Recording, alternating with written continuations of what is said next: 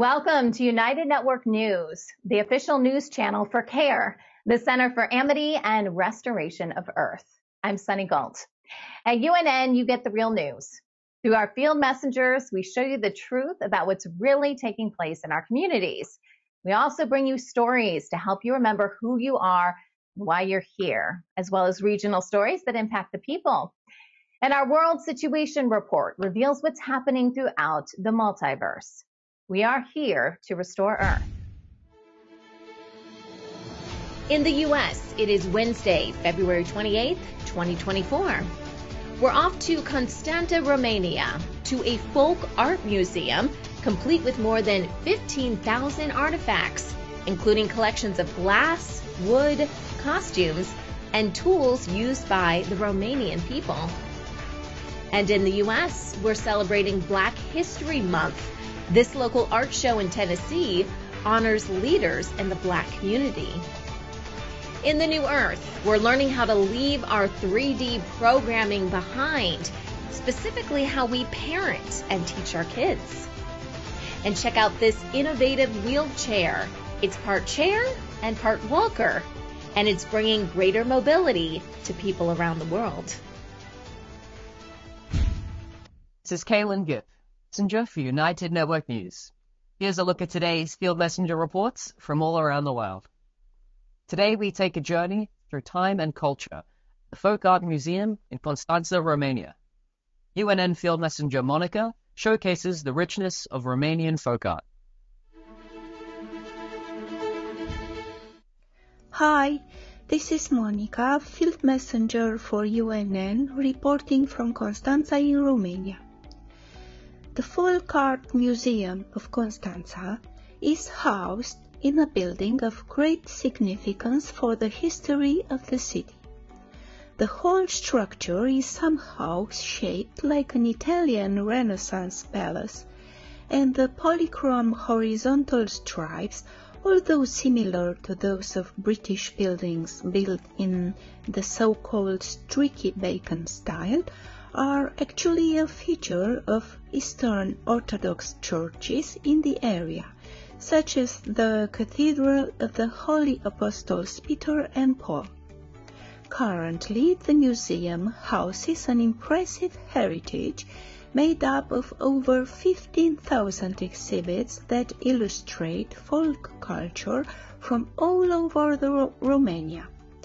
In its galleries, you can admire wonderful collections of icons painted on glass and wood, ceramics, utensils used by Romanian peasants.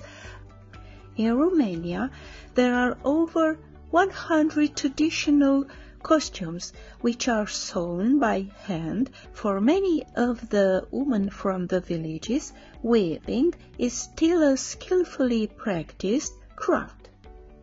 An authentic costume must contain a cosmological narrative, and the easiest way to understand this, to know the antiquity, the sacredness, and the function of driving away evil spirits of these symbols, is if you use literary folklore texts. Thank you for watching. Bye! The U.S. celebrates Black History Month every February, honoring leaders in the Black community. UNN field messenger Kathleen and Brianna takes us to a local art show that showcases this cultural event. Hello, this is Kathleen and Brianna, and we are in Columbia, Tennessee. And we are here as United Network News field messengers, showing you an art exhibit at the local community college in Columbia, Tennessee. We are sharing about our amazing evening at the Pryor Gallery at Columbia State Community College in Tennessee, with an art exhibit celebrating the legacy of some outstanding Black citizens. In the United States, February is Black History Month. This art showcases Black men and women leaders in the civil rights movement, education, science, politics, writing, poetry, music, and all the creative arts, and in patriotism and valor through our nation's history. The Reverend Martin Luther King Jr. is, of course, one of our most famous Black heroes, with his own day of honor, January 15th, each year. During my lifetime, he taught and led us in nonviolent action to make needed changes in our society, but was assassinated here in Tennessee for speaking his truth. In one of his famous speeches, he said something we must all remember: only love can drive out hate. Rosa Parks is one of our Tennessee heroines. She is most famous for the courage she exhibited by refusing to be moved out of a seat in the whites-only section on a public bus, thus helping to spark the civil rights movement in the United States in the 1960s. We hope you enjoy watching this Black History Month exhibit. Thank you for watching. We want you to become a UNN field messenger. These are everyday people just like you who want to make a difference in their community. You don't need any special training or equipment. Just use the camera on your mobile phone and show us what's happening in your area. You send us your videos and our production team will create the report for you. For ideas and inspiration, we encourage you to join our new Field Messenger group on Telegram. Our new website is now up and running, unitednetwork.earth. You can submit your Field Messenger reports directly through the Field Messenger tab at the top of the page. You can also email your reports to our new email address at fieldmessenger@unitednetwork.earth. Hey, I'm Kirsten from Switzerland. This is Wayne from Tucson. Hi, my name is Desmond from Ghana. I am Claudia from Dawsonville, Georgia. I'm Mikey from Pretoria, South Africa. Hi, I'm Steve McGrath, Fort McMurray, Alberta, Canada. People from all around the world are coming together. Happy day, beautiful world. We are here in a rather small urban garden, and this video is just to show you the joys that we've had in this garden with the electric gardening. When news happens in their area, they show us what's really going on. We have people in the streets protesting for and against. At United Network News, our field messengers are changing the face of news. This is Field Messenger Helen reporting with Nature, and I'm going to talk to you about the bees again. Take the next step in restoring our planet. Become a UNN Field Messenger today. Hi, I'm Stephanie from South Africa. If it's going to be, it's up to me. If it's going to be, it's up to me. It's up to me. It's up to me. It's up to me. It's up to me. It's up to all of us. We're UNN, and we're taking back the news.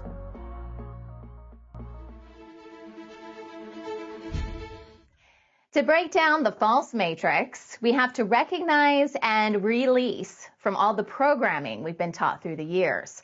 Parents have the added responsibility of not passing that programming along to their kids. Lee Dagani is a dynamic teacher, spiritual counselor, and healer. She and her husband work with children to see beyond this realm by practicing their supernatural gifts. So today we're talking about our children, and we've invited Lee to be on the show today. And Lee, I want to talk about programming and our children, because we've all been through this programming, some a little bit more than others. Us as adults, we've had a little bit more, and we kind of get trained to do certain things with our kids. But we're at a point in time where it's time to break all of that, right?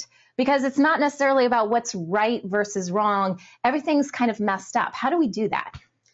Well, this is one of the huge lessons of working with Infinite Light Vision with my program, that there's no such thing as being right or wrong. And this is a whole new idea for all of us, for kids and adults, because yes, you're right.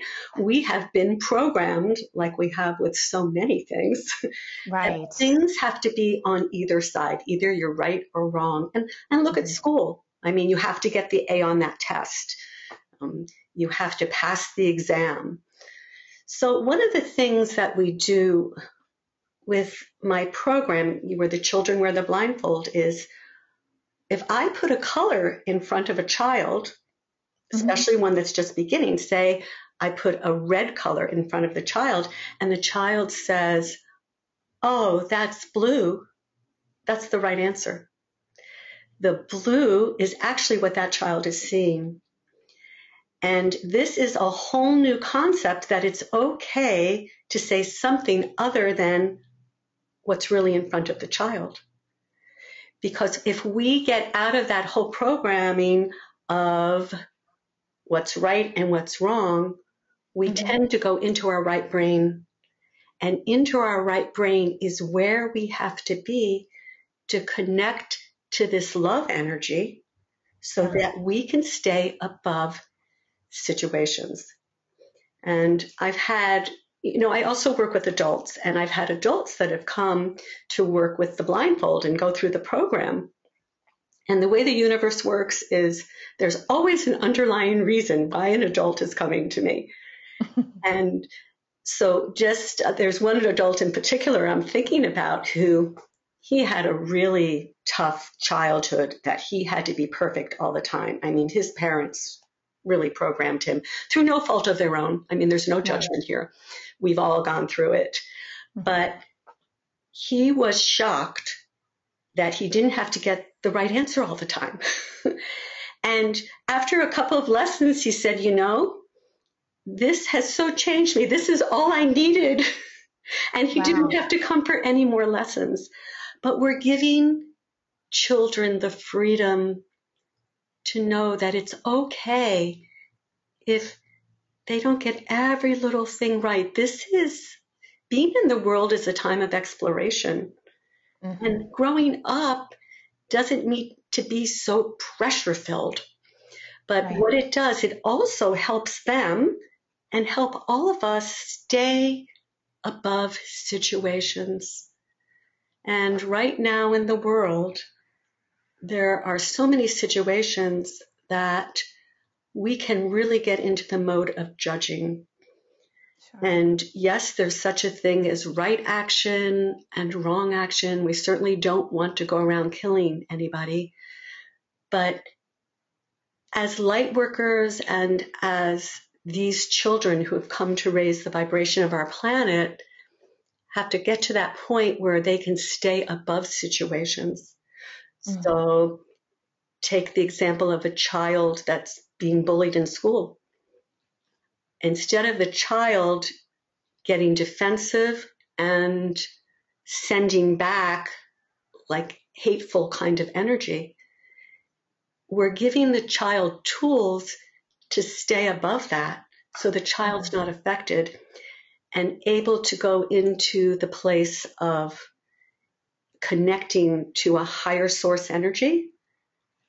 And that not only changes the child's energy field, but it changes everyone around as well. Right. Yeah, sometimes when we come at our kids with that no or that's not right, I mean, it just kind of diminishes us. I mean, we as adults experience this too. If someone says, no, you didn't do that right, your boss says that, what does that do for your growth, right? And wanting to overcome and learn more. And I know there's a million things we could talk about, I'm sure, with the whole school system and how that's all set up. That's a whole other conversation, but it starts at home, right? And, not knocking them down for something not being what we perceive as correct. That's right. And I still remember when I was in the school system, and I had been in a school where I was always in trouble because I was always out of the box.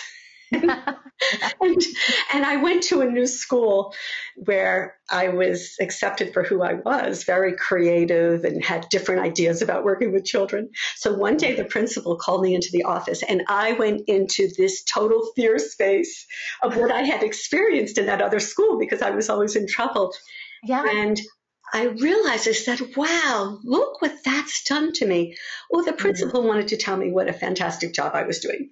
So these are the kind of things, but yeah, that is one of the most important things that we do in the program, that we get out of that right or wrong. And it helps them just connect with a higher source energy. And I mean, I guess that's for people who believe in God or whatever, there's no judgment there. There's just love and trying to steer us in the right direction. Right.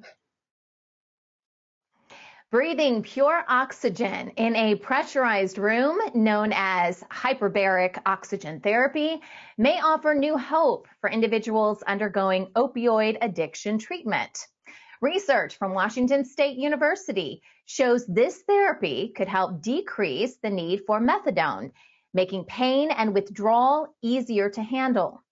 Methadone is a common treatment for opioid addiction, helping many lead normal lives again. However, roughly 50% of those treated wish to stop using methadone due to various reasons, but often face challenges and relapse. The studies highlight hyperbaric oxygen therapy's potential as a drug-free method to aid in reducing methadone dependency and easing pain and withdrawal symptoms in the process. This therapy isn't just for addiction, it's also used for a range of conditions, like healing wounds, treating infections, radiation injuries, and more, due to its ability to enhance the body's healing process. In trials, individuals from a local opioid treatment program who included this therapy in their methadone reduction plan managed to cut down their dosage significantly more than those who didn't, experiencing lesser withdrawal symptoms. Further research showed that those undergoing this therapy reported less pain and fewer drug cravings compared to the control group. They also noticed better sleep quality, mood stability, and an overall improvement in life quality. With its healing potential, hyperbaric oxygen therapy could be a significant step forward in treating various conditions, including opioid addiction. According to a recent study from Great Britain, cold water swimming has positive effects on women's health. This alternative form of exercise has gained popularity in recent years as it provides numerous benefits beyond simply keeping fit. One of the main advantages of cold water swimming is its positive impact on mental health. Cold temperatures stimulate the release of endorphins, also known as the happy hormones, which can improve mood, reduce anxiety, and alleviate symptoms of depression. Swimming in cold water can boost self-esteem and promote relaxation, providing a much-needed break from the stress of daily life. This form of exercise has shown to have significant effects on physical health as well. The shock of the cold water on the body boosts the immune system, increasing blood circulation, and it also improves cardiovascular health. Cold water also has anti-inflammatory properties, which can help alleviate pain and soreness in muscles and joints. Perhaps one of the most interesting findings from this study is its impact on women's hormonal health, showing positive effects on symptoms experienced by women during menopause. While these findings are promising, it is important to note that cold water swimming may not be suitable for everyone. Experienced trainers suggest beginning training sessions with cold showers and being mindful of safety precautions. Many people enjoy sitting in cold water, whether it's icy cold, windy, or sometimes even blowing snow. Fascinating or scary? That's up for you to decide. An advancement in technology may soon bring greater mobility to the millions of people who use wheelchairs. One such device offers users a new degree of freedom and autonomy, potentially revolutionizing the industry. Garrett Brown, inventor of the Steadicam that revolutionized film production in the 1970s, observed the challenges of wheelchair users and designed a new type of mobility aid, and he called it the Zine. This device seeks to address the gap between traditional wheelchairs and walkers, promoting better health outcomes by allowing users to remain upright. This position is more beneficial for cardiac health, bone density, the limbic system, digestion, and psychological well-being. Not just a wheelchair, it can also be used as a walker to those with partial lower body mobility. This feature helps to prevent the loss of muscle called atrophy, a common problem when specific muscle groups are unused.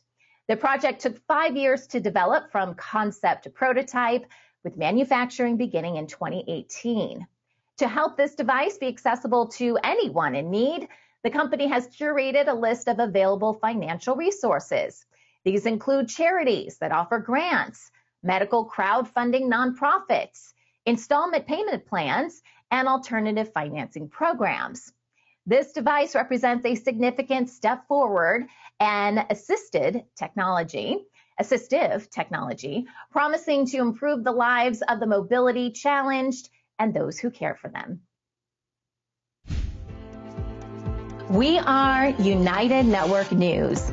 Every day, we release real stories from real people all over the world. Field Messenger reporting from Gold Coast, Australia, Denmark, Canada, Uganda, From Atlanta in Southern California. In their own words, people like you share what's really happening in their area. At UNN, you are the news. You are creating a new world with infinite possibilities. You are the restoration plan. Come join us for the real news every Monday, Wednesday, and Friday, only on United Network. We're UNN, and we're taking back the news. Now, a look at regional stories around the world. Widespread protests are ongoing for workers in Nigeria. The people are frustrated with the cost of living, gasoline prices, and inflation. Taxi drivers in Greece are also on strike this week. The union says they are dealing with unbearable financial pressure. In Brazil, citizens are facing a huge hunger crisis. And now, nonprofit groups are helping to redistribute surplus food from supermarkets to those in need. And New Zealand decides to scrap their anti-tobacco legislation, provoking strong criticism from health experts and researchers.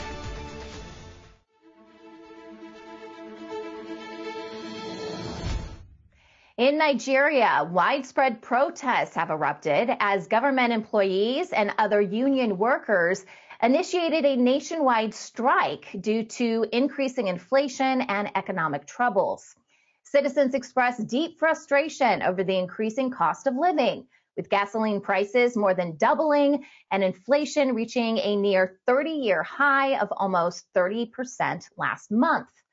Recent policy reforms, including the removal of fuel subsidies and the unification of currency exchange rates, have contributed significantly to these financial strains. Despite previous government agreements to end strikes in exchange for financial support and subsidies, the promised relief has not happened, leading to continued unrest and the current strike affecting various services across the country. South Africa, which houses the largest population of rhinos globally, is facing a significant poaching crisis. In 2023, almost 500 rhinos were poached, marking an 11% increase from the previous year, despite ongoing efforts to combat this illegal activity. The surge, mostly in state-run parks, is attributed to the persistent demand in Asia, where rhino horns are coveted for their presumed medicinal properties. This rise in poaching activities not only threatens the rhino population, but also the livelihoods of those working in the tourism and conservation sectors, destabilizing community welfare and environmental sustainability. Despite tightened security measures and increased convictions of poachers, the threat persists, overshadowing the slight increase in Africa's rhino numbers.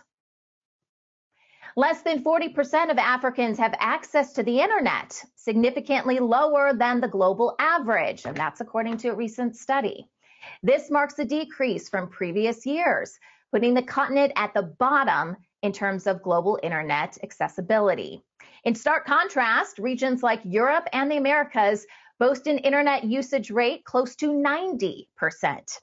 Factors such as severe power shortages and insufficient digital infrastructure have been identified as key barriers. Limited internet access in Africa impacts education, restricts vital information access like healthcare resources, and curbs digital entrepreneurship and job opportunities, limiting economic growth. In low-income countries, not only is internet access scarce, but the usage of data amongst those connected is also significantly lower, further aggravating the digital divide and its impact on the daily lives of individuals.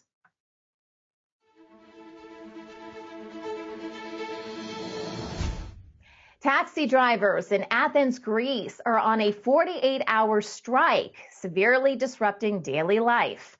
Public transport challenges are expected to peak today due to another nationwide strike affecting flights, ferries, and more. The taxi union demands tax relief, bus lane access, and tighter ride-sharing app regulations, citing unbearable financial pressures. This strike merges with public sector protests, marking the first anniversary of Greece's catastrophic rail disaster, demanding justice and improved working conditions. Public sector workers are seeking salary hikes and tax breaks, intensifying the strike's impact. Commuters face a standstill, with transport services across Athens halted, islands isolated as ferries remain docked, and flights grounded due to air traffic controllers joining the strike. Hospitals and schools will also see reduced operations, with essential staff walking out. Hundreds of Romanian taxi drivers staged a protest in Bucharest this week, voicing their concerns over what they perceive as unfair competition from ride-sharing companies. More than 1,000 vehicles congested Constitution Square as drivers made a stand against what they believe are lenient regulations toward alternative transport services. Protesters demand the government implement stricter controls on ride-sharing apps, mirroring regulations that taxis must adhere to. Among their demands are limitations on alternative transport services, a halt on permits for rental cars, and extended vehicle age limits. Taxi drivers argue these measures are crucial to prevent the collapse of their industry and ensure fair competition. Participants, some of which spent the night in their vehicles, are prepared to escalate their protests to a hunger strike if their needs are not met. In Sweden, a significant downturn in the property market has impacted two of the nation's largest real estate companies, resulting in multi-billion-dollar losses. The situation is attributed to a rise in interest rates after years of booming property markets in Europe. The repercussions extend beyond the companies, as Swedish households are amongst the most indebted in Europe, primarily due to substantial home loans. The situation is described as particularly dire for commercial real estate, identified as a significant risk to financial stability by Sweden's central bank chief. This crisis not only affects the financial stability of property firms and banks, but also places a heavy burden on regular Swedes, as many are struggling under the weight of mortgage debts in an unsteady market. Spain plans to restore outdated wind farms, an initiative critical for the country's and Europe's renewable energy goals. Key stakeholders, including government officials and industry experts, are concerned about the potential loss of wind power capacity if old turbines are not updated or replaced. This initiative isn't just about energy. It affects local communities and potentially millions of Spanish households dependent on renewable sources for their electricity.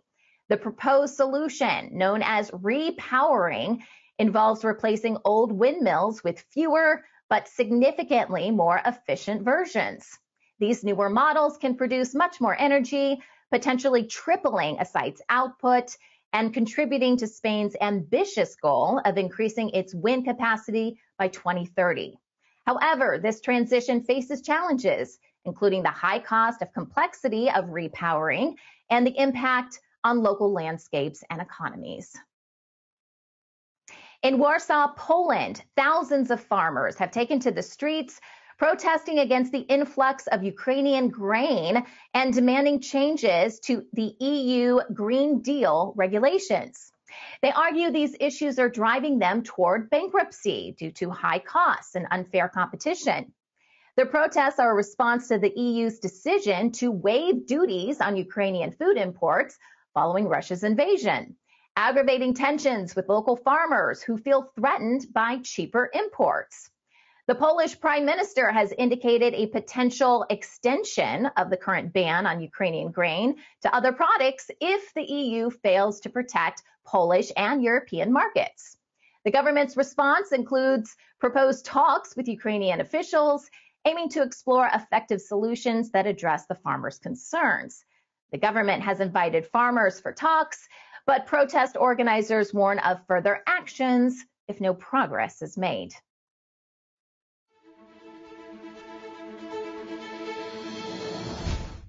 In Brazil, a country facing a serious hunger crisis, efforts are intensifying to combat food insecurity through the reduction of food waste. Approximately 5% of Brazil's population faces undernourishment, while around a third experience moderate to severe food insecurity. This crisis has worsened due to economic downturns and the COVID-19 pandemic, despite Brazil being one of the world's largest food producers. Surprisingly, about 42% of all food produced in Brazil does not reach those in need, largely due to losses in production, transportation, and consumer waste. Nonprofit organizations focus on redistributing surplus food from supermarkets and farms to those in dire need, including children in nurseries and the homeless. Education on using imperfect food items is also a priority, challenging consumer expectations for flawless produce.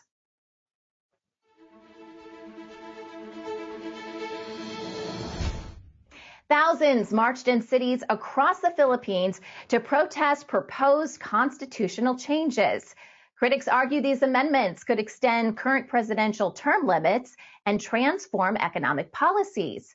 The changes are seen by some as economic reforms, while others fear a hidden agenda to consolidate power.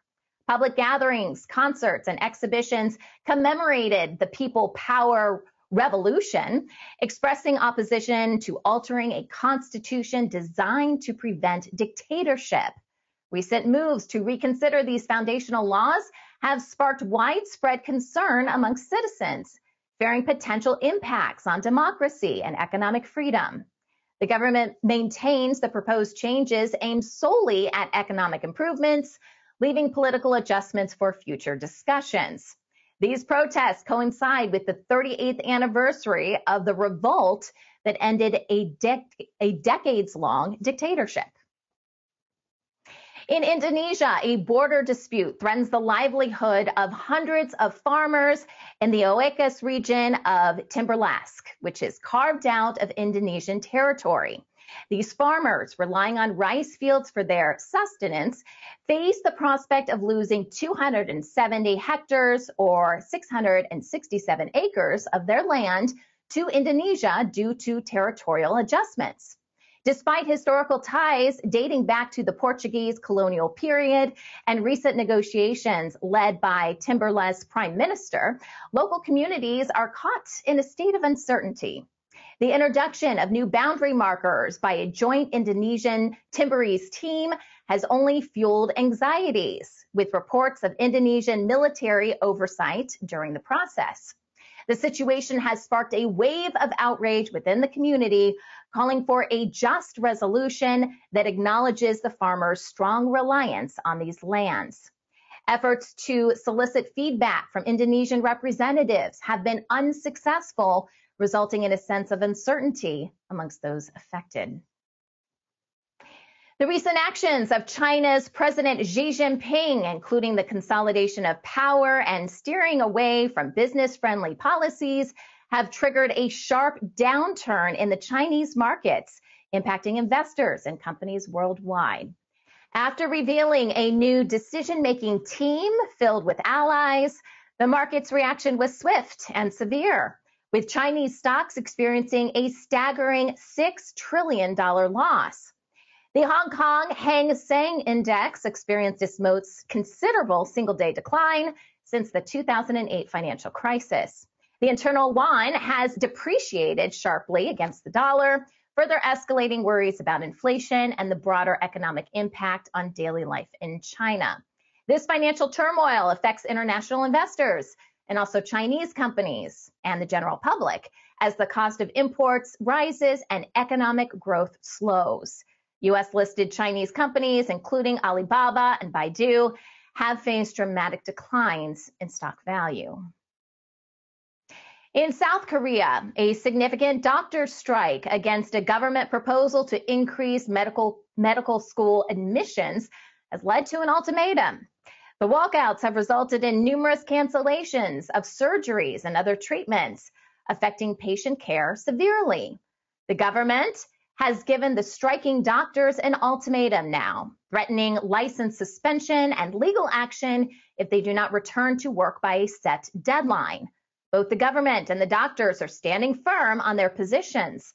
About 9,000 interns and residents have halted work since last week, protesting the 65% admission increase aimed at addressing the country's aging population and low doctor-to-patient ratio.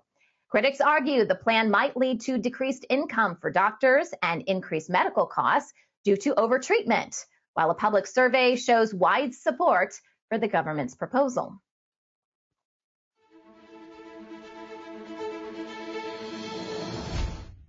In Australia, Queensland's Supreme Court has determined vaccine mandates for police and ambulance workers were unlawful.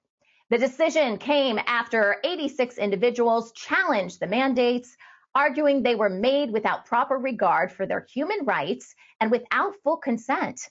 The mandates enforced in 2021 and 2022 had required emergency service personnel to get vaccinated and receive booster shots or risk losing their jobs.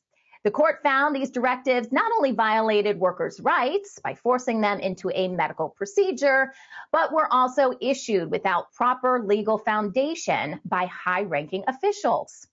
This ruling has sparked discussions on the balance between public health measures and personal freedoms.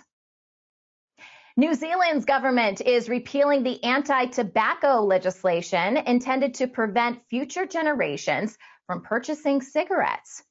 This landmark law, the first of its kind globally, aimed to ban tobacco sales to individuals born after January 1st, 2009, while also significantly reducing the nicotine content in cigarettes and slashing the number of tobacco retailers.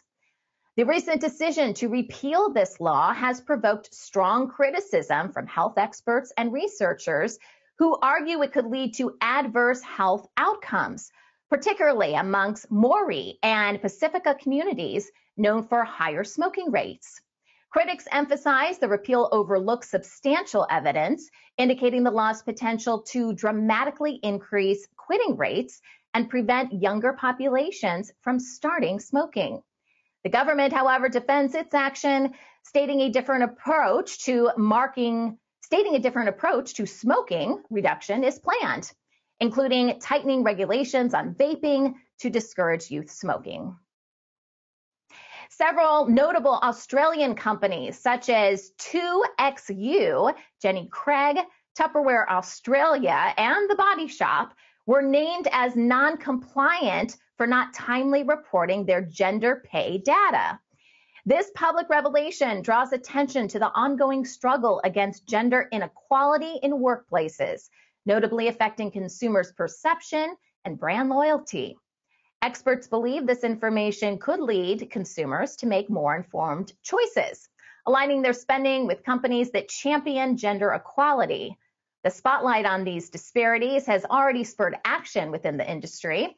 For instance, Brewer Lion undertook comprehensive audits revealing significant pay gaps and implemented measures to ensure equitable pay, setting a precedent for other corporations to follow. Efforts by companies such as Commonwealth Bank and Westpac in addressing gender pay gaps highlight the broader moves toward workplace equality.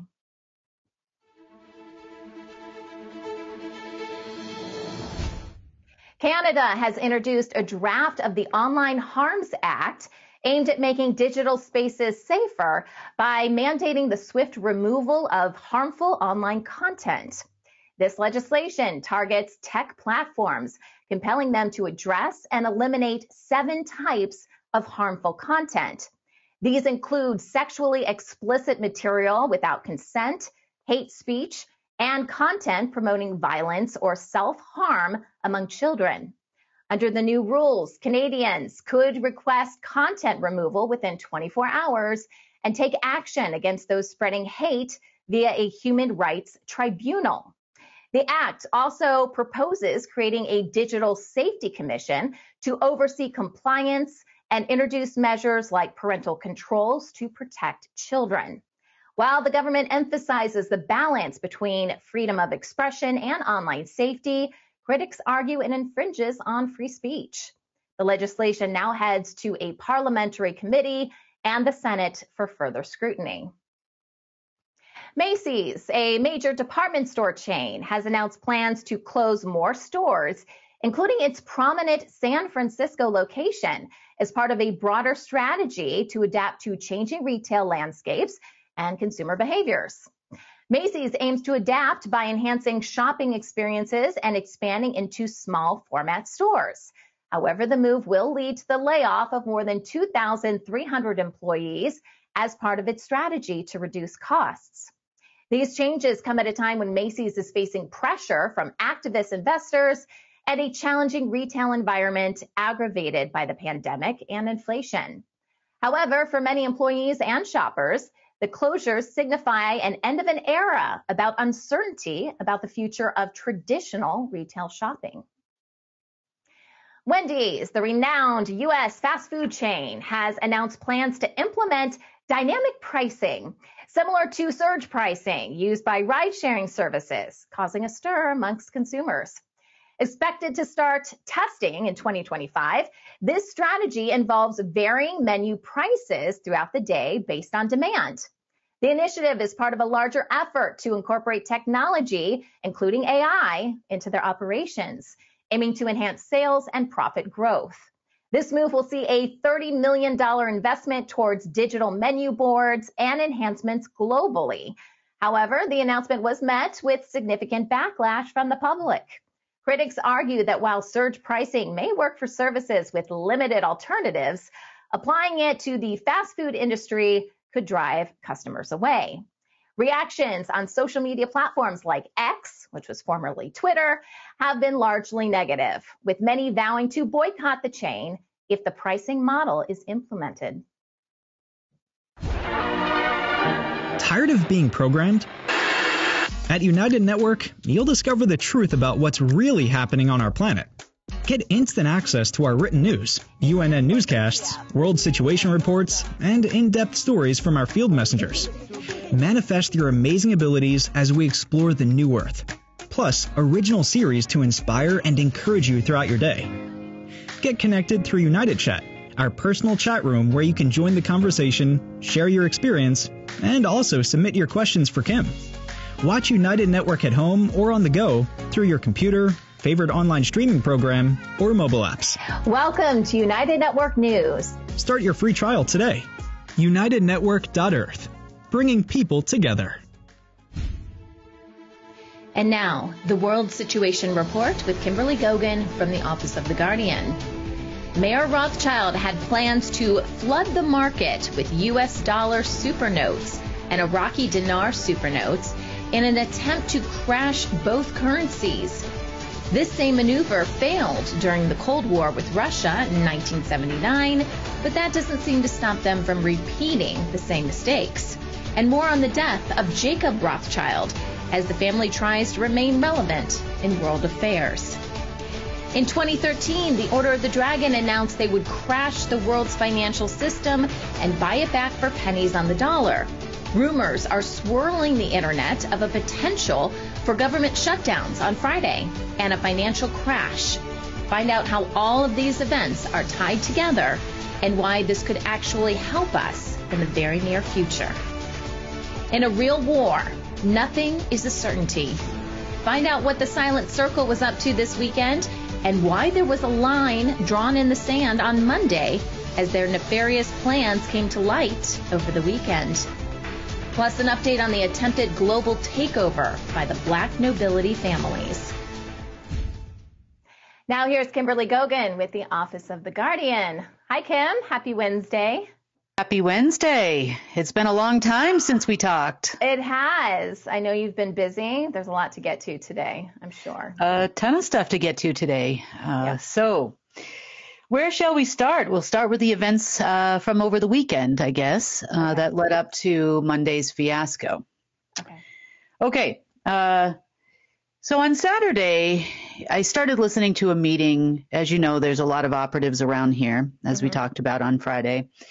Lots of meetings going on between them and others around the world as far as structures, how to move forward, those types of things, now that they're free agents. But, you know, these people must feel they appear to be the hottest commodity on the planet right now as it relates to the deep state, because if it's not one group trying to regain control of them, then it's another group trying to regain control of them in some way, shape, or form. Right. So I'm listening to a meeting on Saturday, and it was between the Silent Circle, the Anti-Silent Circle, which are the Black nobility families. That's your Anti-Silent Circle. And they all appear to be together having the same conversation with the operatives. They're making... Kim, can I just interject for a second? So when you say anti-silent circle, can we just clarify, because we had the markers, right? Right. And so which of the anti-silent circle disappeared? Because I think a lot of us thought the whole anti-silent circle was going to go away if they didn't fulfill with the markers, what they agreed to in the markers, but that must not be the case. So can you just clarify that a bit? No, it wasn't the case. So each family has a family head. Predominantly, most of those family heads reside in Italy or in Europe. You know, you will see some scattered in different places, but their base of operations has always been in Italy. Okay. They are heavily tied to the Catholic Church, the Order of the Jesuits, Opus Dei. You have every Italian mafia on the planet and every mafia on the planet underneath their umbrella. So you're talking, you know, and every gang's underneath those mafias. So you can take it all the way from the top and go all the way down the food chain. And you're talking about millions of people. You're not talking about 5 people or a small operation here. Okay. Their downline is enormous. Okay. So, yes, the Silent Circle did take out the heads of each one of those families. I see. However, what they did is they brought their downline under their umbrella. This is what we talked about last week. Right. So we assumed by bringing them under their umbrella that there would be some semblance of order and sanity. Right. But that was not the case at all. They just took over the downline and took over some assets, which we're going to talk about in just a minute. And then in Saturday's meeting, this left me really confused because I'm listening to the Silent Circle, the tables, say to these operatives, you know, we're going to give you big money. The payouts will be on Monday, and here's what we're going to have you do. They were talking about the fake assassination of Donald Trump, the crashing of the United States dollar, the distribution of disease X, and they were divvying up jobs and contracts between operatives. It was in the war in Israel. They're going to continue the war in Russia, you know, and they're talking about all the normal stuff that's been going on all along. I'm like, what just happened to you? Well, it's exactly what the other guys were doing. I don't understand. Maybe was it just an internal feud where they wanted to lead it and not the heads of the, you know, anti-silent circle? Like they're doing the same thing. It doesn't even make sense. Well, you know, after further investigation into this, and I have to go back to all the parts in between here, but after further investigation of this, you know that I know his mom, or his mom knows me, you know, we're related in some way, let's just say. And she advised him not to do what he's doing right now. And just to clarify, Kim, so everyone knows what we're talking about, whose mom are you? Yeah, can we just the head of the Silent Circle? Okay. Yes. Who has been instrumental in guiding things along here.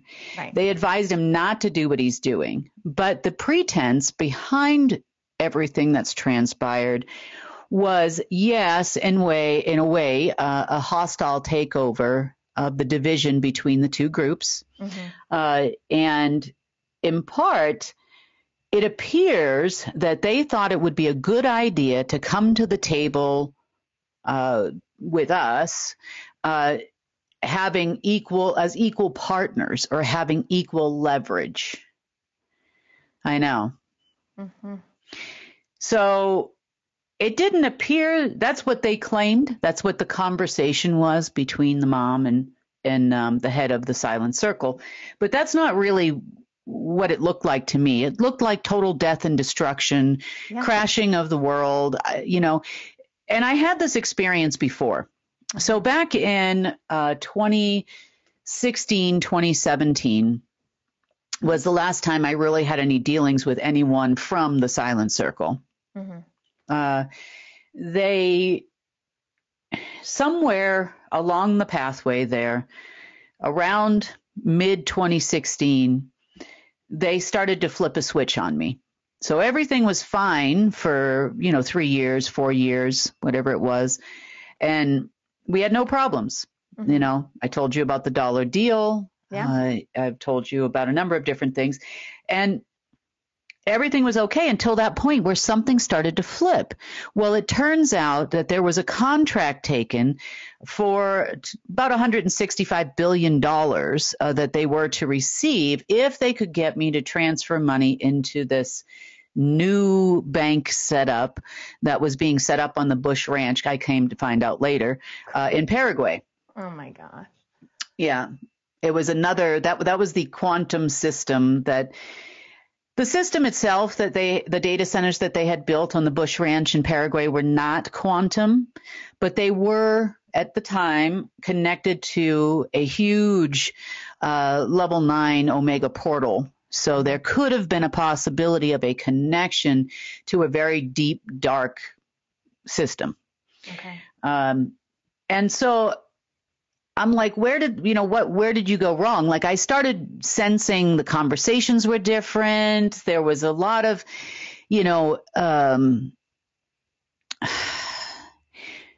they too installed someone to have direct contact with me that's with their group. So you could call it a handler. You could call it just a liaison, however you want to say it. It's a person that I would have contact with daily.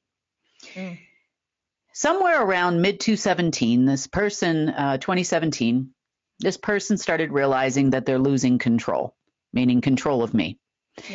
They were in a little bit of a panic because you made an awful lot of promises with absolutely zero delivery. And by the end of 2017, December 15th to be exact, I cut it all off. I cut off all communications with this person, and I thought that it was just that guy that took that contract. I didn't realize at the time that it was the whole Silent Circle. And that's why we kind of parted ways, but there was still an agreement based on the relationship, I guess you would say, with his mom and myself, that, there would be no harm. Right. Well, so when I heard this meeting this weekend, I'm like, where are they going to get this money from? Because the agreement between, the Silent Circle and the Anti-Circle was they would not use their own money. I thought that the entire Universal Trust was gone. Now, the Universal Trust, just to refresh your memory, was a trust. It was pretty much run by the Silent Circle and the Anti-Silent Circle. In part, it was used for money laundering on behalf of various mafia organizations. It had a connection to virtually most major banks, virtually all major banks in the world, both Tier 1 and Tier 2 in various countries. It was based in Armenia. And the trust itself was probably about 250 to 275 years old. So it was a very old trust. It had been put in place a long, long time ago. Now, on the flip side of it, a lot of campaign funds would come out of the Universal Trust. Mm-hmm. That would be for various politicians. There would be huge campaign donations, those types of things. And after they are elected or selected, as we know it, then they would say, oh, look, you have a campaign contribution here from the Colombian mafia. Oh, look, you have a campaign contribution from, the Italian mafia, the Sicilians, this and that. And then they'd basically be forced to do what they wanted them to do. Mm. So this is how they gained a lot of political control. This is why the state of New York in the U.S. is so messed up, because it's predominantly run by the anti-silent circle, let's just say. Mm-hmm. All the police force, everything you see in New York, all the politicians you see talking on TV, all have taken a part of the Universal Trust in some way, shape, or form, whether it was in the form of kickbacks, campaign funds, whether it was an arrangement of, let's just say, things that we consider unsavory for the politicians. But one way or another, yes, they were pretty much all involved. Now, to other states, not only in the U.S., but all around the world, to some degree or another. Remember, there's plenty of Russian mafia guys out there, Ukrainian mafia, you have them everywhere. So it's not an exclusive to the United States thing. So when they took over the downline and then they started wanting to continue on with the plan, I started looking for this. I'm like, is there any remnants of this Universal Trust that I just haven't seen? Turns out there was a small, I'm going to call it small compared to what it was, what I call a black server network, which is, it's like a bank inside a bank that doesn't register as accounts on file, but can be accessed through that bank. And the total amount of between fake money and real money, to some lesser degree, was around $980 trillion. Wow. Now, most of the fake money that they had showing on this black box bank network, let's call it, was not real. They had probably some odd around 15 trillion-ish, maybe combined total, if you include the silent circle, maybe 30, of their own money within this system. And then the rest was all just numbers. It's not real numbers. But it was enough to show various people that they actually had money. So money was going to be paid out. And this is where it got really tricky. You remember about several months back, about 10 months ago, something like that, we were talking about the silent circle going into all of these government institutions, and it looked like they were going to take over, and, oh, gee, it looks like the dollar deal is finally going to happen. And it probably would have, but they thought that this was going to bring us closer to being equal partners, which is also a lie. Okay. Yeah. Equal, coming to the table with both parties having something to offer to the other is fine. That's fine. I understand how business works at this level. I would understand that if they did things that way, but they lost me at Disease X and fake assassination of Donald Trump and all of the other war in Israel, a world war, arms sales increasing, these types of things. And the contracts that they were attempting to hand out that did not have payment is where they lost me. Yeah. So you're just like everybody else. And I'm sorry to say, yes, we're trying to formulate beneficial relationships that could assist humanity in moving forward. But again, it's just like the case of the frog and the scorpion.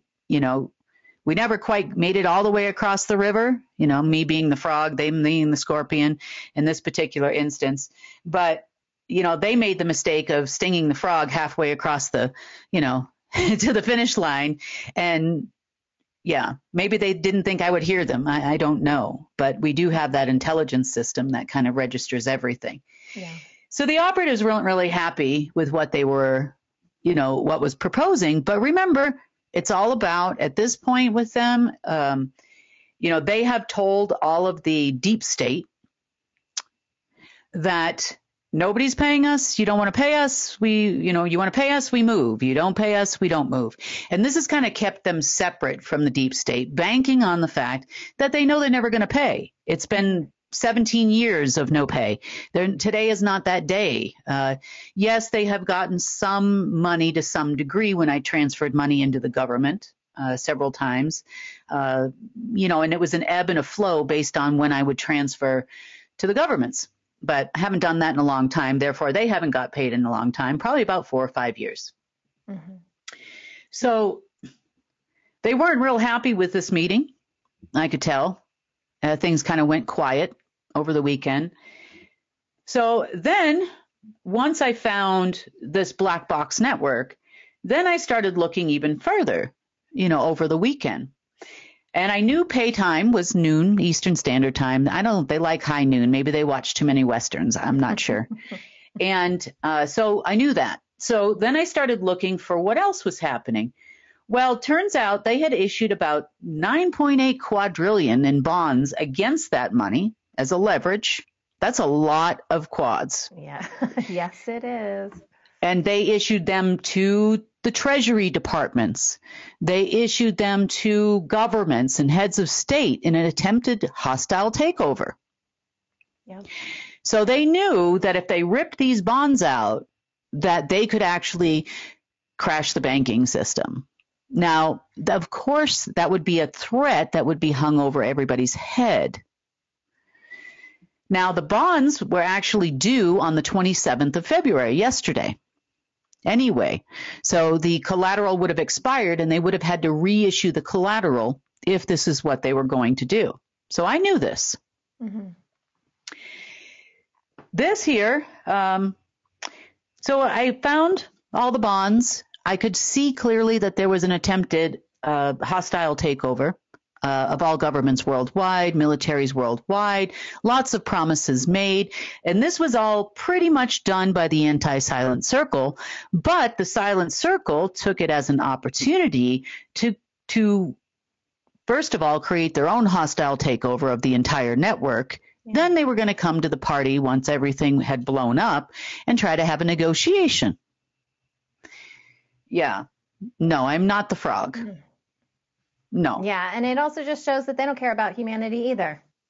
No. They don't. They care about themselves and their money. Yep.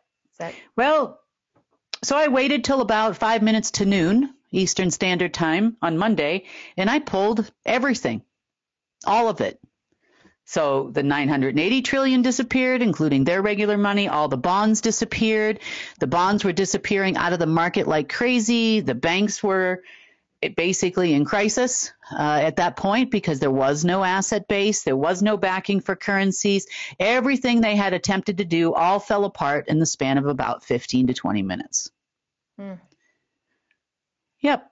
And that's why I was not on the news on Monday, because I knew that's what I was going to have to do. Right.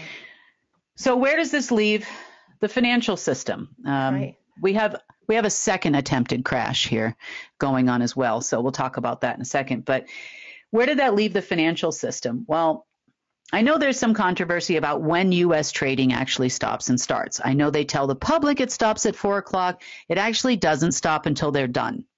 I have seen trading on certain special days, in times past, go on till up to 10 p.m. Wow. Also in the United Kingdom, I've seen it go on that long. Germany, it just depends on what the elite want to do.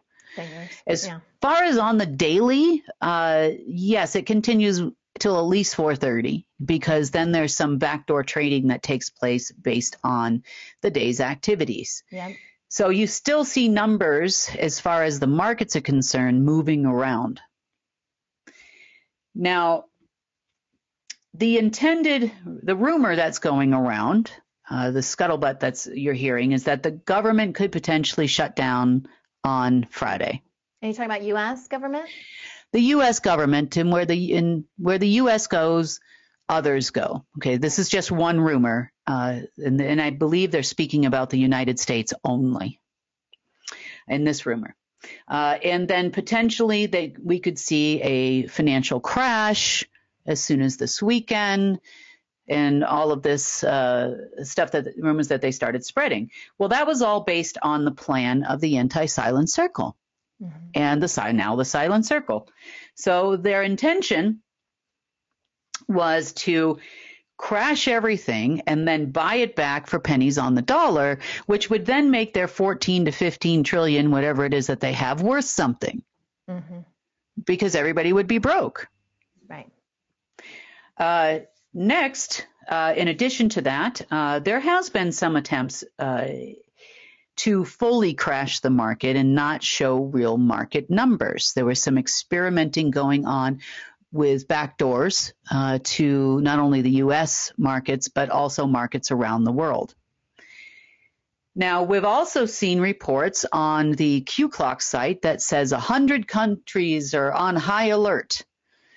Well, in part, that's true, because the silent circle and the anti-silent circle and others have been telling, prepare your country for a financial crash this weekend. It could be as soon as around 3 a.m. my time tomorrow morning is what they were planning.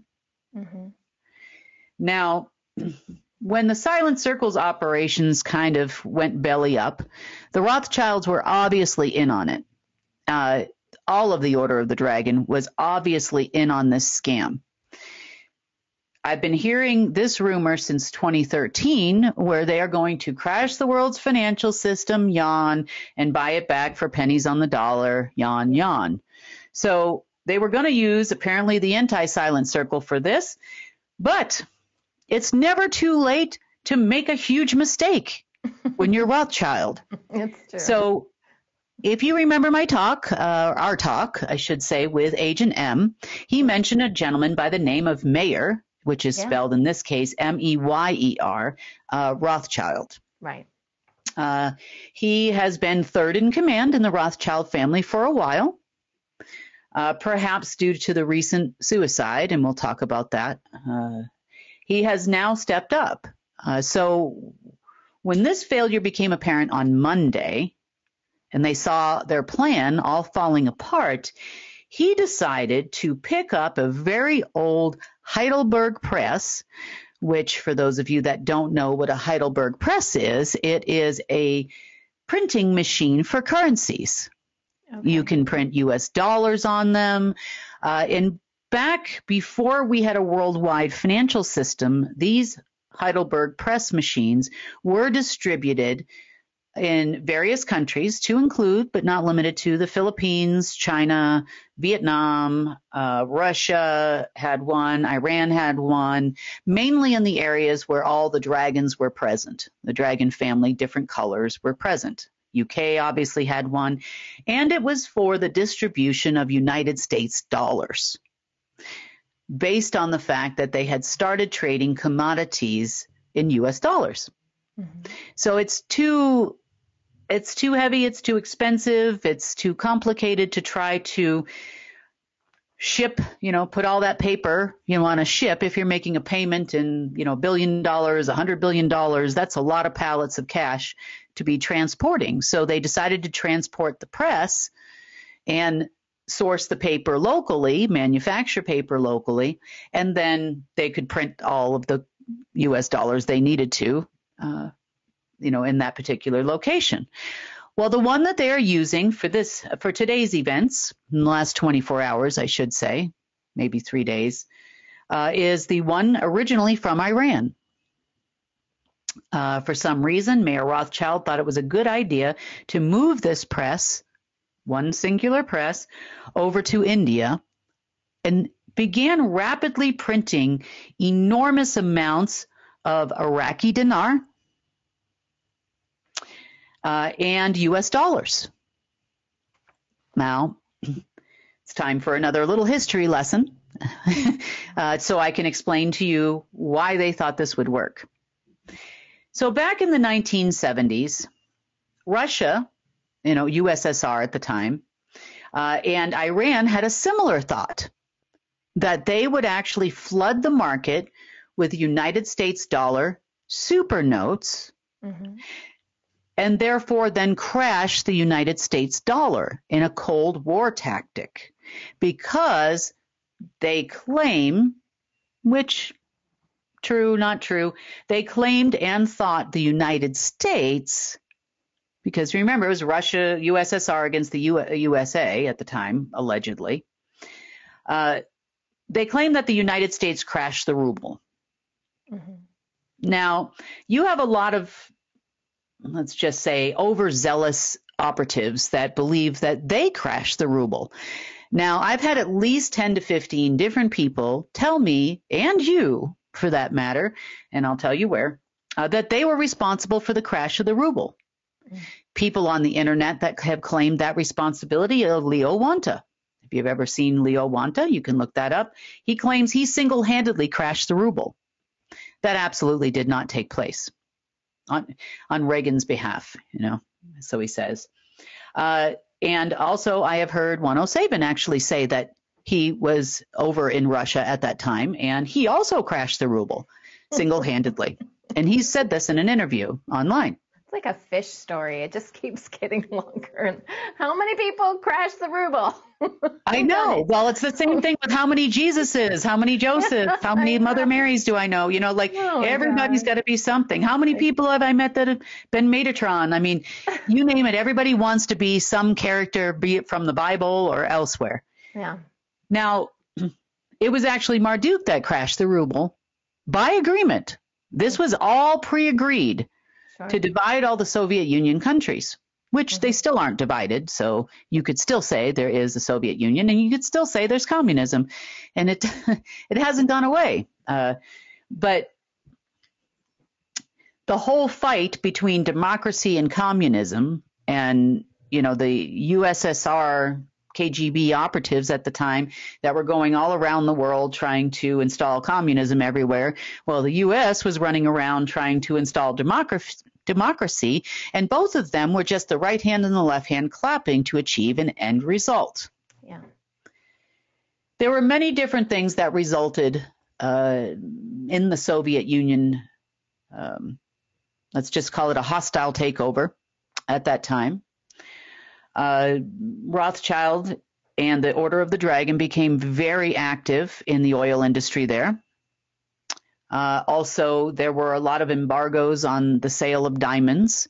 Russia has an enormous amount of diamonds. I know everybody thinks Africa and diamonds go together, but Russia also has an enormous amount.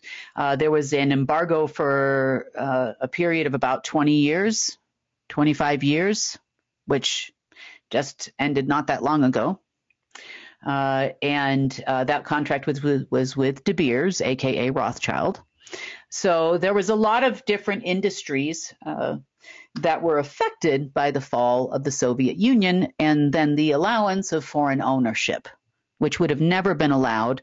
And the structure was more like you see today in China, and even more so to a higher degree. So everything was owned by the government. Every citizen worked for the government.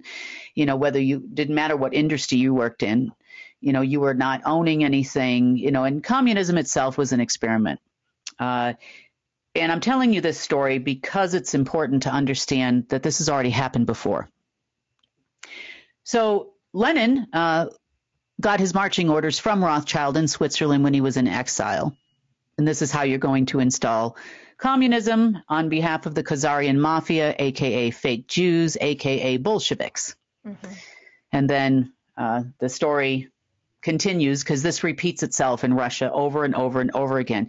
Russia is one of the most heavily attacked countries in the world, constantly. And the reason, and this goes back to even the days of the Russian Empire, the reason for that is because of the gateway and gateway control. Plus, there's enormous amounts of resources there and a number of other things, let's just call them trinkets, that everybody wants to have. So all of these coups that have happened in the attacks on Russia were all about the Black Sun control or the Rothschild or Order of the Dragon control on behalf of their masters. They had to get control. Okay, so because they believed that America was at fault for crashing the ruble, they intended to crash the dollar. So they fired up the printing press in cooperation with Iran and started printing enormous amounts of supernotes. Now, supernotes, in both of these cases, including the one today, are serial numbers that have already been printed and are already in circulation, be it digitally or physical cash in your hand. So Mayer Rothschild thought it was a good idea to fire up the same exact printing press, and perhaps we will have forgotten these serial numbers. You know, the key integrated monetary system may have forgotten that these serial numbers actually, you know, already exist. And they were intending to flood the market with fake currencies, also fake Iraqi dinar, to prepare for a full crash. Now, there was going to be a soft crash in their brain starting today. That soft crash indication came when we watched, on behalf of Mayer Rothschild and the Rothschild clan, the NSA attempt to hack the key integrated monetary system and insert fake serial numbers. And when did that happen, Kim? This morning. This morning. Okay. Yes. So, no, they didn't get in. No, that didn't work. But if it worked with these countries, then they were going to print every other country's currency. Now, his plan was, by registering it, obviously way too much currency, it would then, this is what I've been telling you about supply and demand with currency, it would then have devalued the currency at a rapid rate. That's the first thing that happens. This would have been their version of a financial collapse. We would have seen hyperinflation. So what costs us, say it's $2 for a very inexpensive loaf of bread, and the dollar crashed, then you would be paying $102 for a loaf of bread, literally overnight. Wow. This is why supply and demand is so important when it comes to the price of goods, because your currency is not worth the same in the international market, and the U.S. is predominantly an importer of most everything.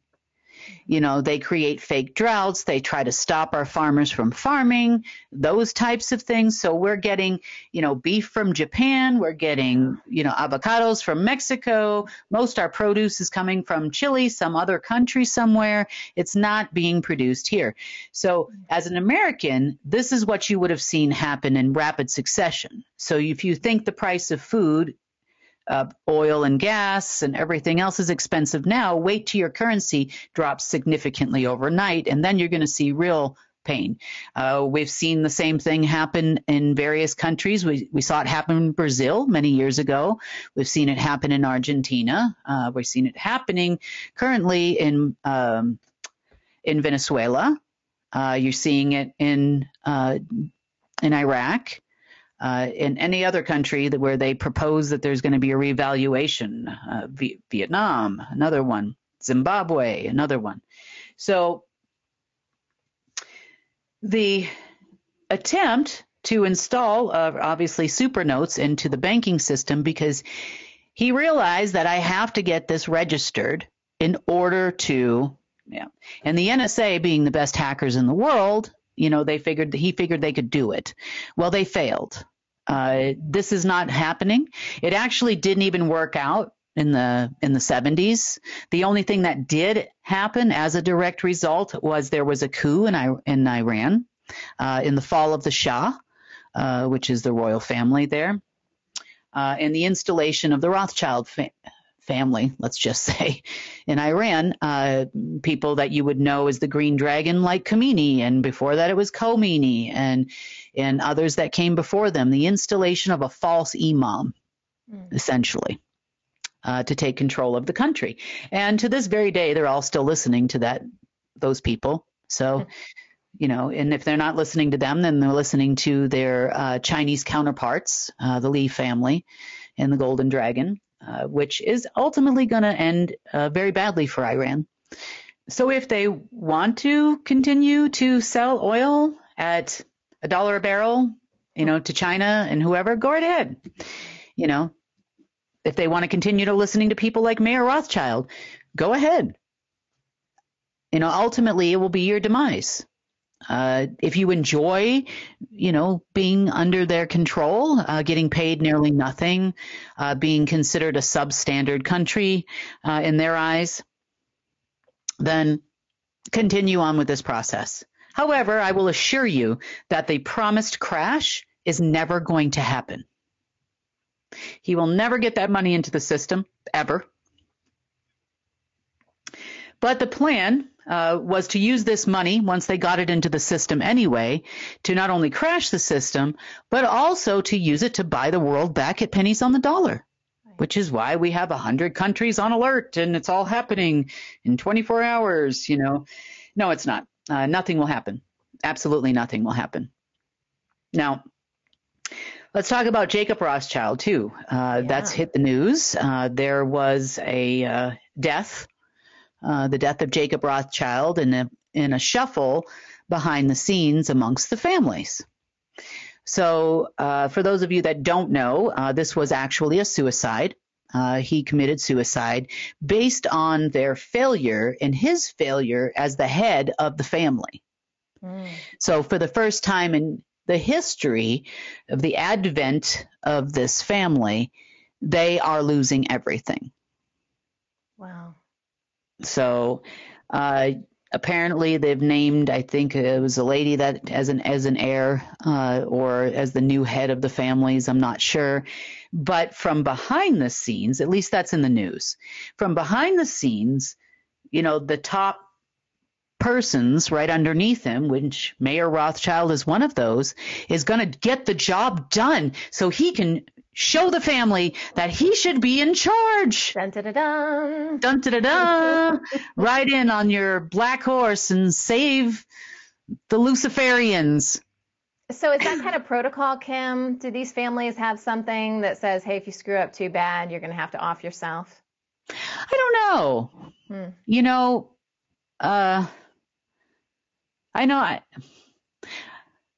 I don't know. I know that culturally speaking, obviously that happened over in Asia. Right. Quite a bit to a lot of those family members. I wish that would be good. That would save us a lot of time and effort in running around. He actually died, by the way, it was over a couple of weeks ago, about 10 days, 2 weeks ago. And so they just didn't announce it in the news until recently. And was it actually him, or was there something crawled up in there still functioning, or? I'd say, let's just say he probably wasn't alone in there. Yeah, he had company. Yeah, he's probably not alone for sure. Most of them had some kind of they're all chipped. They were all connected to those things in the past. Some of them had actually managed to do the switch. They take on another lower astral being and they're driven around like an avatar. Some of them not. Obviously, you would have to be over the age of 40 to have that happen. They're a little crazy that way. That was what the pyramid in near Balmoral Castle in Scotland was tied to. That's where the Queen went. Yeah, remember? Chucky went. They're also hiding the fact that he is basically on life support. Who? Oh, Chucky is on life support? Yeah, the real Chucky.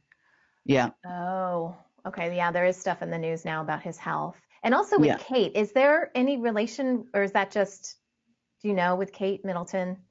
Well, like we talked about, they want is it William, right, to take the throne because his birthday is on the, what do you call it, the solstice, summer solstice day? I don't know. And he's half and half. So they think that would be a good choice. That would help them, along the way, which it's not going to make any difference really. But she's too much of an influence on him. So let's just say I do not think it's a natural process a normally occurring disease process that she's been going through in any way. That's pretty much a fact. Wow. And he knows it too, and he can't say a word. What a horrible life. Nope. They should have walked away the same time his brother did, Harry did. Really. So we'll see how all that transpires. We'll see if there's actually a royal family. But most of the stuff is being driven by the families behind the scenes.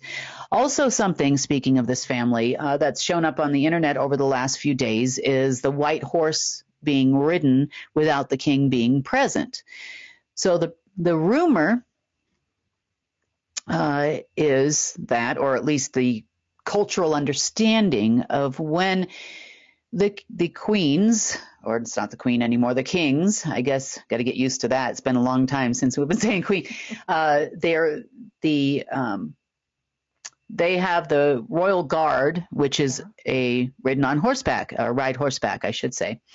And they never take out the pure white horse unless the king or the queen in the past is present. And so they knew, based on the flag not flying over Buckingham Palace, that the king was not present. Therefore, why is the horse being ridden? Interesting. Yeah, it comes days before, it was over the weekend, so it comes days before the announcement of Jacob Rothschild's death. What are they trying to say? Who is the king? Is this kind of like Four Horsemen of the Apocalypse story? Did someone automatically think they were going to be chosen the successor behind the scenes of the family and start basically declaring themselves the crown or the king of England?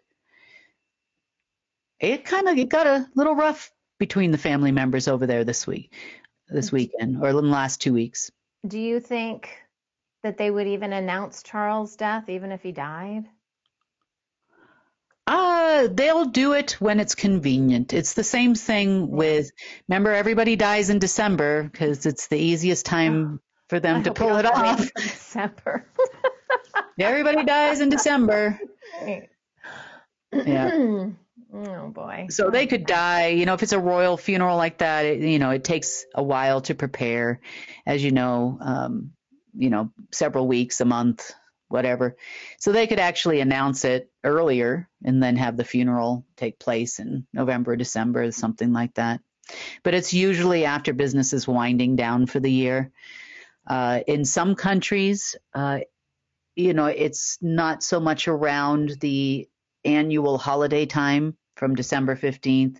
It can take place during other religious holidays where their countries, like Islamic countries, shut down. The deaths occur usually around that time as well. So we don't know. I don't know when they're going to announce it. For that matter, they've kept a dead president on ice for 3.5 years now in the White House, just so the operatives could make some money. There's a second dead president running again for office, and they're just trying to cling to some kind of political control long enough until they can figure out how they're going to pull something off. But I guarantee you we will get to Friday. Nothing will happen. There'll be no money, no payouts for these people anyway, for those operations. I'm sure they're going to try to install something else. They were also trying to use a backdoor that remained in the computers of Airbus in Paris, France. So this is Rothschild as well, to try to gain access to the financial system. That didn't really work out. So, the NSA is kind of pulling out all the stops. They give them the same speech. You're incompetent, and how could you be the NSA? And you can't, you used to work directly for Marduk. And, of course, it was me that told them that. everything I do is for a reason. And I know it might not make sense to most people sometimes, but when I say something in the news, it's because I know they're listening. Mm-hmm. So I give them just enough rope to hang themselves. And I know based on the war, and it is a war that I have been in against the black nobility families, against the Rothschild families, and all these people, what they are going to do, because they're extremely predictable. Right. There is no, and even for that matter, the people that work for them are extremely predictable. So I knew once I said out loud that, hey, the NSA used to have a direct line all the way up and all the way down, and it was afforded by Marduk and all of this stuff. So of course, the remaining family members were like, oh, we need to get the NSA back on board. And it was about a week ago tomorrow, a week ago today, actually, they started hacking our Telegram, hacking people's websites, sending erroneous emails, the slander campaigns back. People are crawling out of the woodwork and they're all angry and all of that kind of stuff. So it's okay. I'm actually flattered. I really am, because there are a lot of alternative media people out there. Mm-hmm. And you don't really see, there might be some people that might complain about a few things that are said, but, the narrative is pretty much the same. So if you're going to complain about one, they're going to complain about them all. Yeah. But me, on the other hand, I am probably I probably have won the prize, for the most heavily attacked human in the entire alternative media. Mm-hmm. So actually, I could probably qualify as the most attacked person in all of the media. Wouldn't you say? I mean, probably, yeah. Really? I mean, you've got TMZ and, they make fun of people when they go out with their yoga pants on or something like that. I've already done that, like I've got that too. Those pictures are out there. I hope they got paid, for that. Like, doesn't the paparazzi pay big money for that kind of stuff? No, they didn't. I know they didn't, but oh well, God bless them. But they insinuated that they would be paid big money, because everybody says that they're going to do something, but then they never do. So, mm-hmm. Yep, and they got on the bus, hot and heavy, but God bless them. But anyway, I'm actually, I feel pretty proud of that. Maybe we should order something I could put on my desk. What do you think? Like a trophy?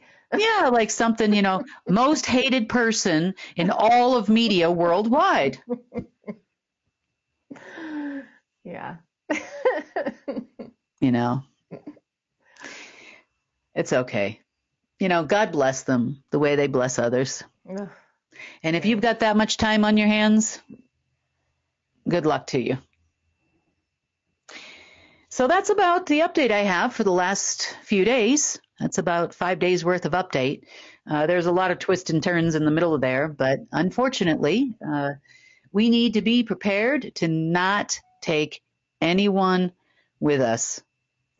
So I was going to ask that. So now that the silent circle has apparently shown their true colors, that's just it. No more partnering with the silent circle. We're done. Nope. End of story. And they know it too. They know it too. Okay. And then what about the operatives? What about working directly with the operatives? Well, in that particular case, it's every man for himself. They're not a group in my eyes. It's every person for themselves. You make good decisions. Some make bad decisions, hopefully together as a group, they'll make good decisions. But, we can't count on that. You're always going to have one guy. I mean, even in some of these meetings that I was listening to this weekend, there's always that one guy that just has a bad day, gets up and decides to rattle everybody's cage. There's always that one guy. Mm-hmm.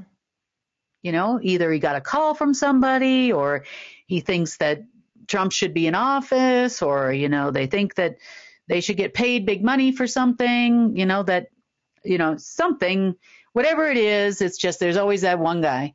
So pretty much those guys are being ousted out of the meetings or not permitted to attend. There was a lot of kerfuffles about that kind of stuff over the weekend too, and over the last few days.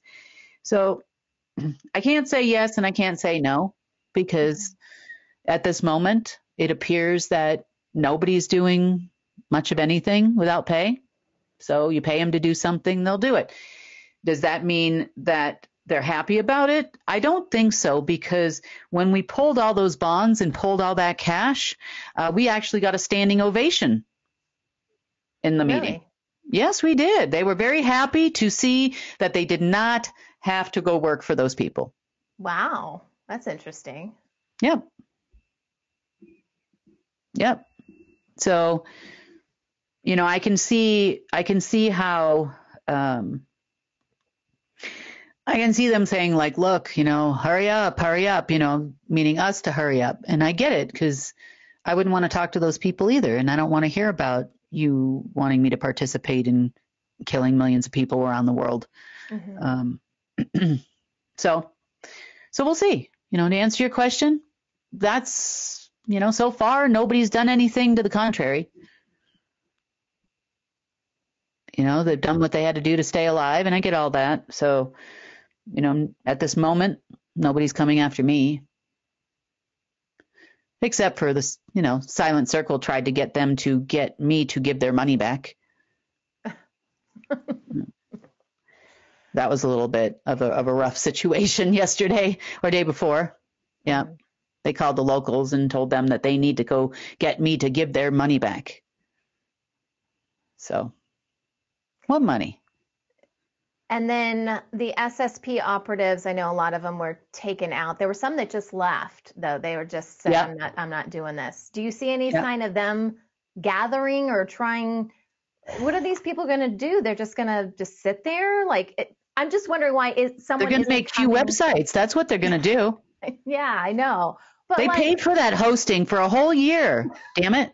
But why isn't some of these groups coming together saying, well, we know she just pulled all this money. We know she's got access to this stuff. Why don't we just partner with her? Why is nobody doing that on their end? Do you want to know the answer to the question? Yeah.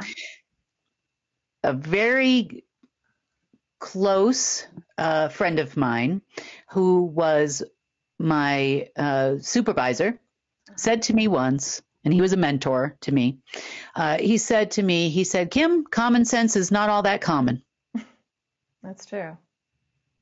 You can't expect people that have been living their life one way to all of a sudden decide, they were told, remember, especially the Trump SSP operatives, they were told that they were going to be number 13 on the World Council. And they were repeat that same line of untruth was also told to them this weekend. So there are a couple, and these would have been down from the 4. There are a few that are still, working the website, putting out the information, 100 countries on standby. It's all happening now, all of these types of things. So, I don't see them wavering. I mean, I see them wanting to continue now because, see, they don't see it as, well, look at all the things that happened to us. Look at all the people that died. No, they see it's my turn. I can be on the World Council operative seat of the entire New World Order face front. I'm going to be the operative that's going to run whoever's going to sit there. Yeah. Yeah. It's a disease. That ego. I mean, honestly, that. Yeah. That's unreal. Pride. Yeah. Yeah. Okay. So we've said all along, hey, if these guys don't come to the table, we're going at it alone. So I know you've been really busy, but I feel like everyone wants to know, okay, then where are we with moving ahead on our own? Is there any update that you can give us on that? Well, as far as we are concerned, I'm just trying to figure out what I should say and what I should not say.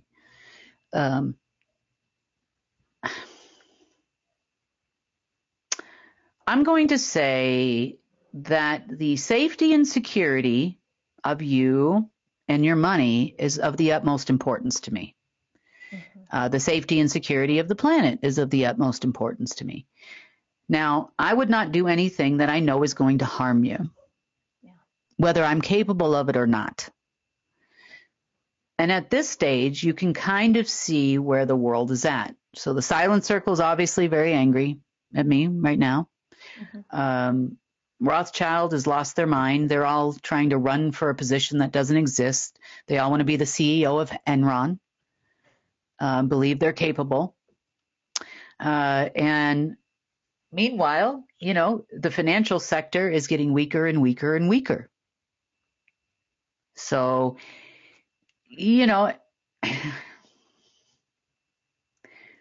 what happens when money is transferred to a single person? What happens when money is transferred to a few thousand people? What happens when money is transferred to a few million people? You have to take a look at possible situations which would ensure the safety of people. Now, we have different levels of people that are interesting to them. What happens when you transfer money to a scientist that has invented the cure for cancer? Versus what happens if we transfer money to a guy that wants to open a bakery? Who are they going to go after? So is there really safety in numbers in this case?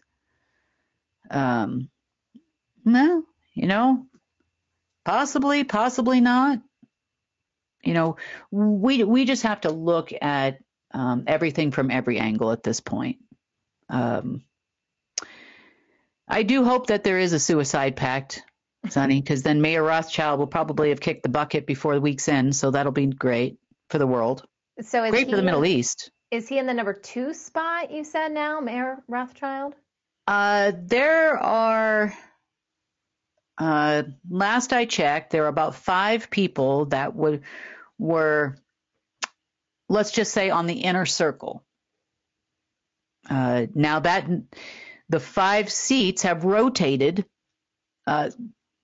consistently, but I would say as far as someone who's still breathing, that is in the inner circle, that is still holding a seat in the 3rd in line for the throne of the crown, I would say he's probably one of the longest standing parties that has managed to escape for whatever reason.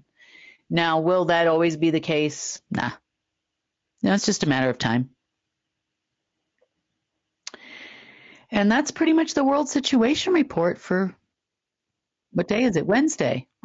I know. The days just blend together. I did have another question. So with all the money that was pulled from the silent circle and all their bonds and everything, now they were basically supporting governments, right? Just keeping them kind of afloat. So with that money being governments, BlackRock, State Street, we'll go ahead and we'll provide the collateral. You turn the company over to us, all major shares. They were going in and doing a hostile takeover of everything, everywhere. Right. Using fake bonds and fake money. So with that money not there, then do you expect governments to start to fall faster? I mean, you just took away the money that they had, and the bonds. Yes. At this point, I think that the families, this is what I believe they will do everything and anything they can to kick the can as long as they can, because they feel that governments give them power and control. I do not think that they will allow a crash this weekend. But that's a thought process for a Wednesday. So I'm looking at this as a strategy. Everything is a strategy. Now, the interesting part, wouldn't this be, and I'll add to your question earlier, because they kind of go hand in hand at this point. So if the Rothschilds' plan was to buy everything up at pennies on the dollar, we already know that if we paid the operatives would work with us. Right. I'm not going to say for us. I'm going to say with us. Fair is fair. Just as a contract. And we already know that a lot of them are in the banking sector. They're all over Wall Street. They're, in every major bank in the world. Treasury is all operatives as well. Treasury Department, those are all operatives. So think about it for a second. So if they crashed, say Friday, and this is a hypothetical question to ask yourself, hypothetically speaking, we were to pay the operatives also on Friday. Mm-hmm. Who do you think would be able to buy everything in the world? Hypothetically speaking, of course. Now, and the people to run it, right? Not to buy them, obviously. I don't look at these people as a commodity. I look at them as human beings. Sorry. I mean, they may have done fantastical things in their life, but they're just humans. So on the flip side of it,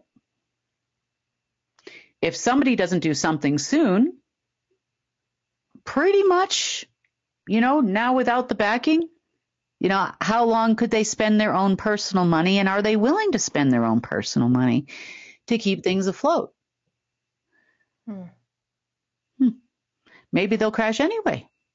Maybe that would also happen to be the same day that operatives got funding.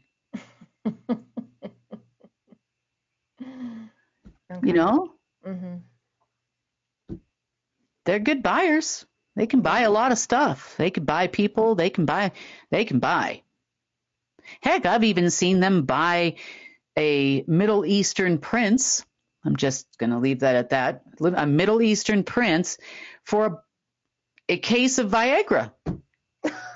That actually happened. I watched that happen. That's what happens when you have all those wives. It happens. Oh my gosh. Yep. So yes, I actually watched that transaction take place. Oh my goodness. Yep. Wow. And he gave him anything he wanted to give him after that for a case of Viagra. It works. Wow. Can't have 10 wives and I don't know how many mistresses and concubines or whatever. You need some help. I get it. You need something. I get it. Yeah. You need some blue pills or purple ones or whatever color it is your flavor. Yeah, you need that. So I'm just saying that these are all hypothetical situations. Yeah. We don't know. This is a war. We don't know what's going to happen on the other side. I didn't expect a zippy and exciting twist this weekend either, but it's what I got. So you got to take it and play the hand when it comes to you. Yeah. You got to think fast. You can plan for the future. If this event takes place, this will happen. Right. If that event takes place, this will happen. So, and then you never know. Maybe it's not any one of those. It's something in between, or it's half and half, or, it's something completely out of left field that you never expected. Yeah. I expected honor and integrity to rule because it rules in their entire world. I mean, apparently not when it comes to world domination. Ha ha ha. Yeah. Wow. So on that note, any more questions, Miss Sunny? I'm good. All right. For now. We'll see you on Friday. Sounds great. See you on Friday. Okay. Want to share news from UNN? Help us change the face of social media and use it for good. Connect with us through our online channels.